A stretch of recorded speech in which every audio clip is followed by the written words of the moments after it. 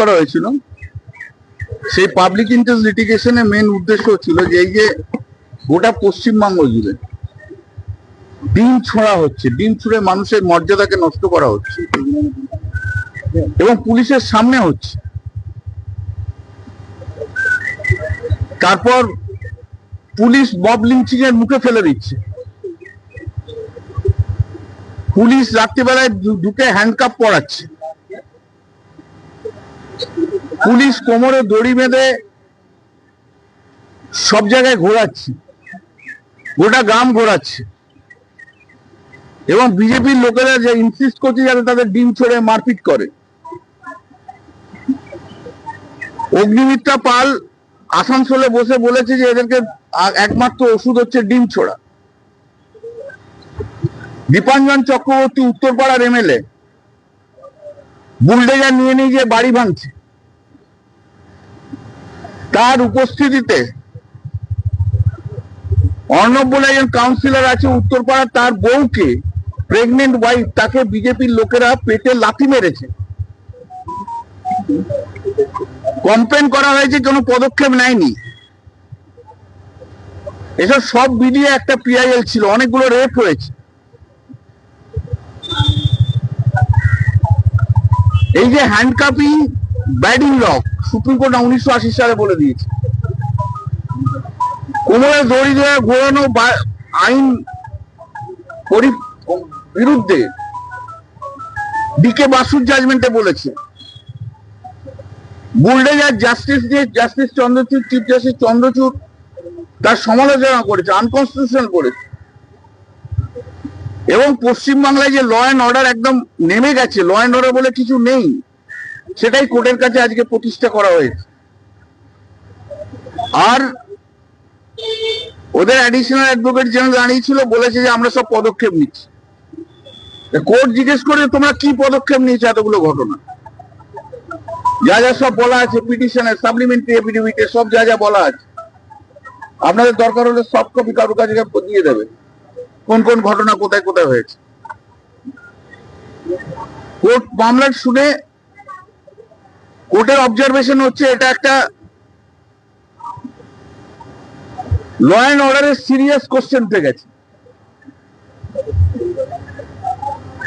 এবং পুলিশ পদক্ষেপ নিচ্ছে না, সেটাও একটা কোর্ট একটা অবজারভেশন দিয়েছে। এবং এইভাবে কোনো বেআইনি কাজ করা যায় না বলেও কোর্ট অবজারভেশন একটা দিয়েছে। অর্ডারটা পুরো এলে আপনাদের আমি বলতে পারবো। যার জন্য অ্যাক্টিং চিফ জাস্টিস মাননীয় honourable justice Tapabrata Chakraborty and honourable justice Parthasarathi Chatterjee দুজন, সেই কোর্ট অর্ডার দিয়েছে যে ইমিডিয়েটলি ডিজিকে ইমিডিয়েটলি গাইডলাইন ইস্যু করতে হবে, সমস্ত থানায় যেন সেই গাইডলাইন গিয়ে পৌঁছয় এবং সমস্ত গাইডলাইন পৌঁছে গেলে তাতে যেন এই যে জিনিসগুলো অপরাধ, এগুলো করা যায় না, পুলিশও কোনো করা যায় না, এবং কেউ যদি করে তার বিরুদ্ধে পদক্ষেপ নেওয়া হবে। ডিম ছোড়া থেকে আরম্ভ করে সব যে করা হবে তার বিরুদ্ধে পদক্ষেপ নেওয়া হবে। তার ডিরেকশন ইমিডিয়েটলি ডিজিকে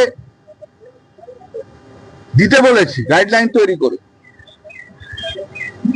এবং পদক্ষেপ নিতে হবে যতগুলো অ্যালিগেশন দেয়া আছে পিটিশনের সাপ্লিমেন্টারি অ্যাফিডেভিটে, তার বিরুদ্ধে ডিজিকে এবং সমস্ত পুলিশ অফিসারদেরকে ইমিডিয়েটলি পদক্ষেপ নিতে হবে। আর ওদের কাছ থেকে রিপোর্ট চেয়েছে, 2 সপ্তাহ পর মধ্যে রিপোর্ট দিতে বলেছে। 20 জুলাই মামলাটা ফিক্স করেছে। যে মাননীয় হাইকোর্ট আজকে যে কগনিজেন্স নিয়েছে এইসব ইনসিডেন্টে এবং এই সিচুয়েশন ওয়ার্স্ট সিচুয়েশনে পরিণত হয়েছে, যে অবজারভেশন হয়েছে, আমি কৃতজ্ঞতা জানাচ্ছি। ল অ্যান্ড অর্ডার একদম ফেল করে গেছে, ল অ্যান্ড অর্ডার বলে কিছু নেই, সেটাও অবজারভেশনের মধ্যে অর্ডারটা এলে আপনারা পুরো দেখতে পাবেন কি বলেছে না বলেছে। অতএব পুলিশকে যে দায়িত্ব দিয়েছে সে পুলিশকে তাই দায়িত্ব করতে হবে। জজ সাহেবরা একবার বললেন সোশ্যাল অ্যাওয়ারনেস এর দরকার আছে। আমরা সোশ্যাল অ্যাওয়ারনেসটা কি করে হবে যেখানে মন্ত্রী অগ্নিমিত্রা পাল বলছে যে ডিম ছোড়ো সবাই, সেখানে সোশ্যাল অ্যাওয়ারনেস কি করে হবে? যেখানে শাসক দলের বিধায়ক যে বুলডোজার দিয়ে সব ভাঙছে, তার প্রশ্রয়ে একটা প্রেগনেন্ট লেডিকে লাথি মারছে বিজেপি ছেলেরা, সেখানে সোশ্যাল অ্যাওয়ারনেস কি করে হবে? এবং এটাও দেখানো হয়েছে যে মাননীয় মুখ্যমন্ত্রী বলছে বুলডোজার চলবে, যে স্টেটের চিফ মিনিস্টার বলছে, যে স্টেটের অন্য মন্ত্রীরা বলছে, যে স্টেটের শাসক দলের বিধায়করা বলছে বুলডোজার চলবে, ডিম ছুড়বো, সেখানে সোশ্যাল অ্যাওয়ারনেস হবে কি করে? তাই জন্য কোর্ট আজকে অবজারভেশন দিয়েছে, মামলা 2 সপ্তাহ পর হিয়ারিং হবে। ইন দ্য মিন টাইম আমাদের দেখা যাক কি হয় কি না হয়। এবং একথাও বলা হয়েছে যে এয়ারপোর্ট থেকে বেরোনো যাচ্ছে না আজকাল। খবর দিয়ে দিয়েছে বিজেপির লোকেরা আসছে, পুলিশ রিস্কেও পুলিশ নেই, বারবার অ্যাসল্ট হচ্ছে, এয়ারপোর্ট এরিয়া সেন্সিটিভ এরিয়া হয়ে গেছে। যে ক্রিমিনাল আছে ধরুন না, কোনো অসুবিধা নেই, কিন্তু সেই ক্রিমিনালকে ধরে মব লিঞ্চিং করাবো, তাকে ধরে ধরে ঘোরাবো, চিফ মিনিস্টার বিধানসভাতে যে বলবে সারা গ্রাম ঘোরাবো, এটা তো হয় না, এটা তো আইন নয়। উনি তো বারবার বলেন যে পাতাল থেকে ক্রিমিনালদের ধরে নিয়ে আসবো, এবার দেখুন পাতাল থেকে ক্রিমিনালদের ধরে নিয়ে আসুন না, অনেক ক্রিমিনালের নাম তো দিয়ে দিয়েছি, তার মধ্যে আপনার কলিগরাও আছে, ধরুন। কোথাও গিয়ে কি মনে হয় যে এটা তৃণমূল কংগ্রেস যেহেতু হেরেছে, তাই বিভিন্ন নেতা নেত্রীর বাড়িতে পুলিশ যাচ্ছে, আজকের অপূর্ব পোদ্দারের বাড়িতে এনআইএ হয়ে গেছে, এটার সঙ্গে আমি জানি না, এটার সঙ্গে এটা গোলাবেন না, দুটো ব্যাপারে গোলাবেন।